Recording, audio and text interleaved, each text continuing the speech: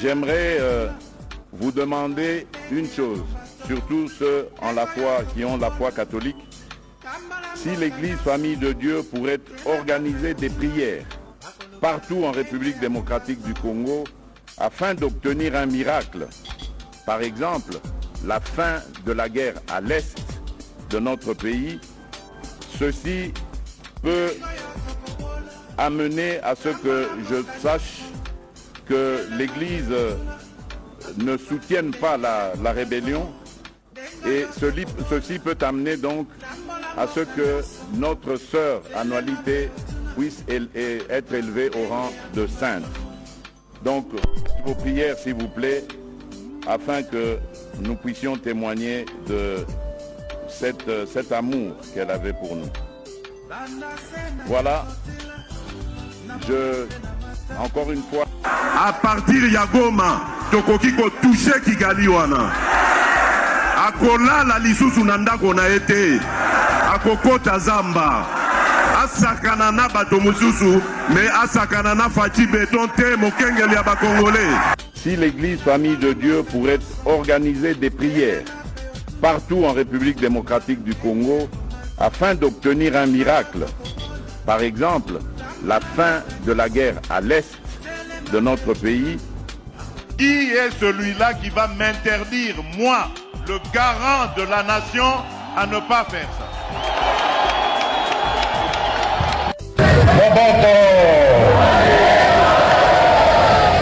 Je disais, comment dans un pays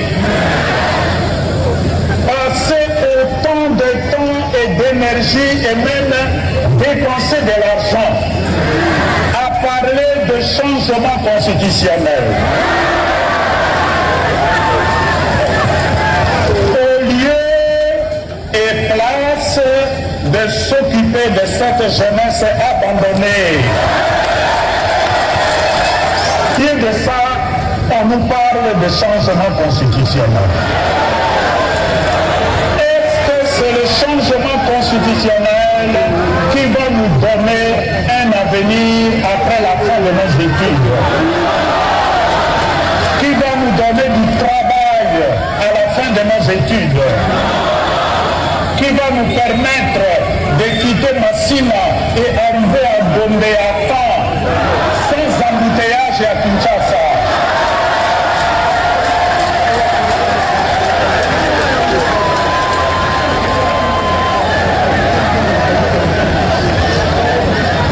Quelle est donc la qualité de la formation que nous assurons à notre jeunesse aujourd'hui? Regardez ce qui va se passer ici. Comptez sur moi, les jeunes. Demain, nous créerons des millions d'emplois pour vous. Regardez ce qui va se passer ici. Olobaki na biso ke boko créer misala combien bo créer puis bo tie bango wapi ba kongolango baza banani. Regardez ce qui va se passer ici. Dans l'État, misala ezali pour na ba jeune union sociale. Ce ne sera pas possible d'engager tout le monde.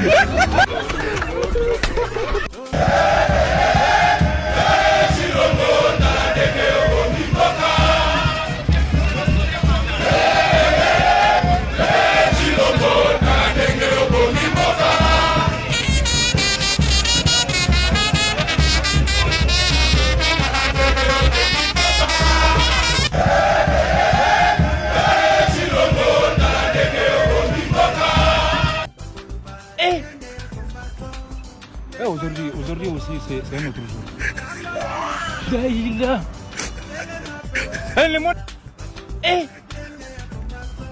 Aujourd'hui aussi, c'est un autre jour. Daïla.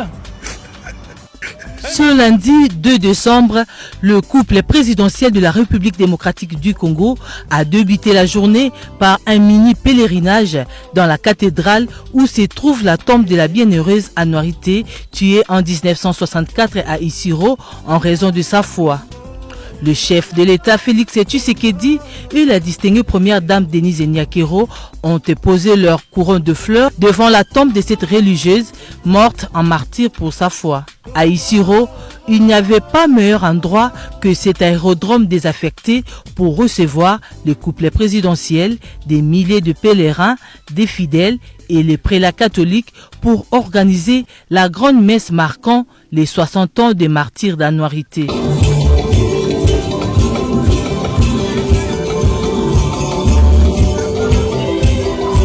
Dans son homélie, l'archevêque Marcel Outembi a fait un parallélisme entre les circonstances ayant conduit à la mort d'Anouarité et la situation actuelle dans l'est du pays. Cette exhortation de Jésus à ses disciples a résonné avec un accent particulier aux oreilles et dans le cœur de la bienheureuse Anouarité. Elle est morte le 1er décembre 1964 dans la sombre histoire des rébellions.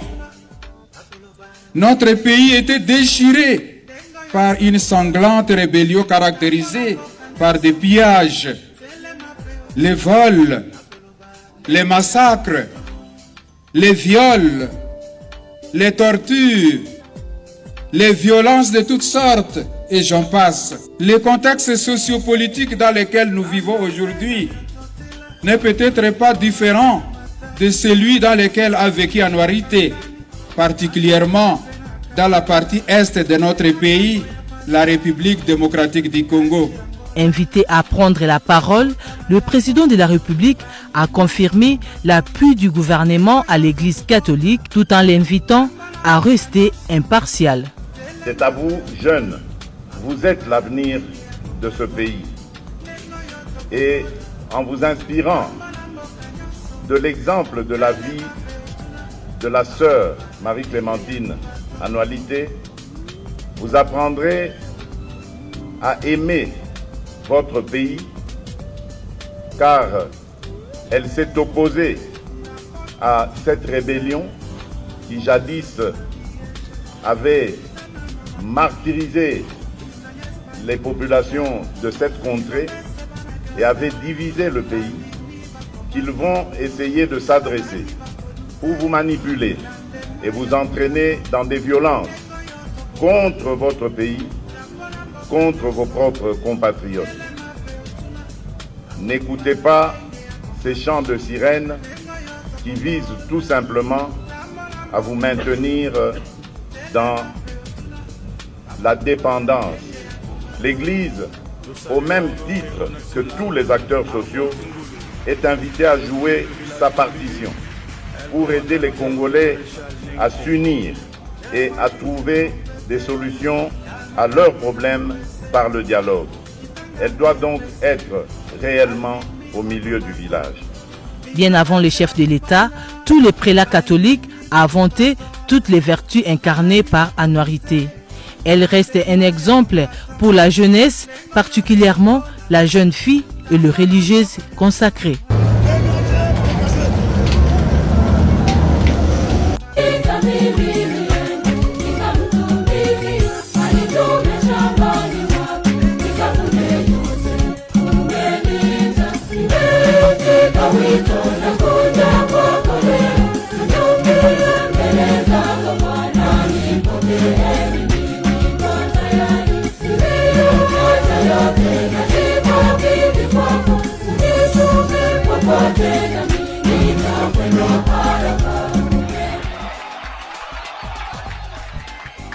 Je continuerai, parce que j'y crois, à entretenir les meilleures relations avec l'Église en général et l'Église catholique en particulier. Je ne lésinerai sur aucun moyen pour aider cette institution qui nous est si chère et qui est si chère à mon cœur, pour qu'elle se solidifie et qu'elle reprenne son combat que nous avons toujours admiré. Le combat qui a fait de nous aujourd'hui des hommes et des femmes éduqués, remplis de valeurs.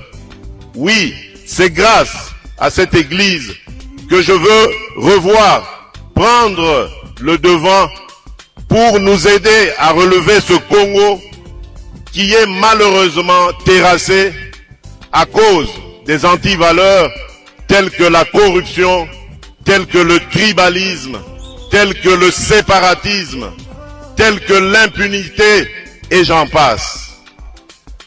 Je sais que je peux compter sur vous et sur Dieu pour que cela demeure et soit toujours permanent, c'est-à-dire une relation excellente entre l'Église catholique et l'État.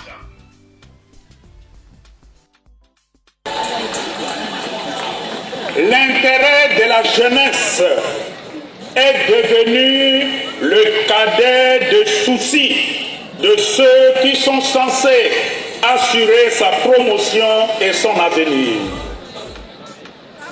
En effet, comment comprendre que l'on passe du temps et que l'on dépense de l'énergie à parler de l'opportunité ou pas du changement ou de la révision de la Constitution?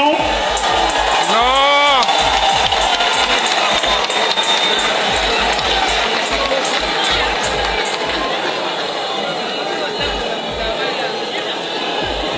Comment comprendre qu'on passe du temps et de l'énergie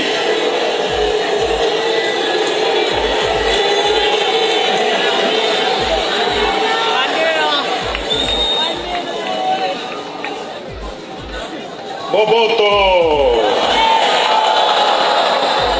Je disais, comment dans un pays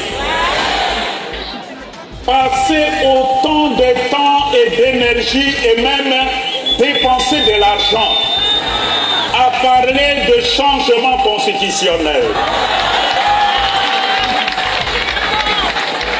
au lieu et place de s'occuper de cette jeunesse abandonnée et de se soucier d'elle et de son avenir par des actions et des initiatives concrètes bien réfléchies et planifiées. Au lieu de ça, on nous parle de changement constitutionnel.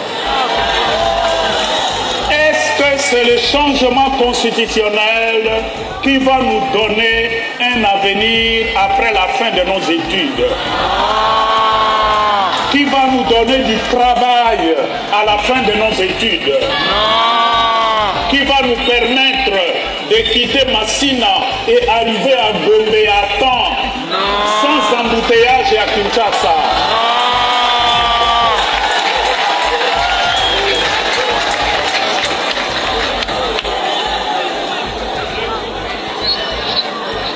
Quelle est donc la qualité de la formation que nous assurons à notre jeunesse aujourd'hui?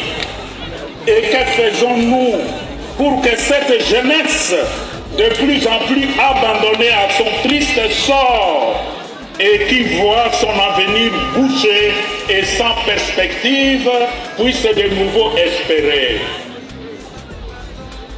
Les priorités de la société congolaise sont ailleurs.